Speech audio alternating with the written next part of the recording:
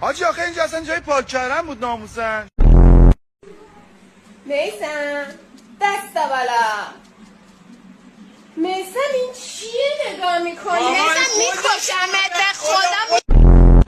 من تو ادارجات میبینید برای کارهای اداری، تو رو تو خونه مردم میبینم برای اداره کاری تجاری.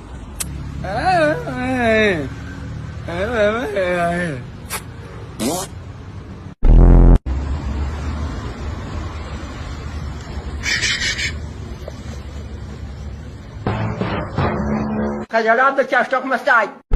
داداش یه لحظه بیا. طرف برداشته از اینجا تا اینجا رو خط کشیده که چی؟ عقده‌ای بازی ها چیه؟ این کردی برام مهمه؟ به خدا اگه مهمه. چرا؟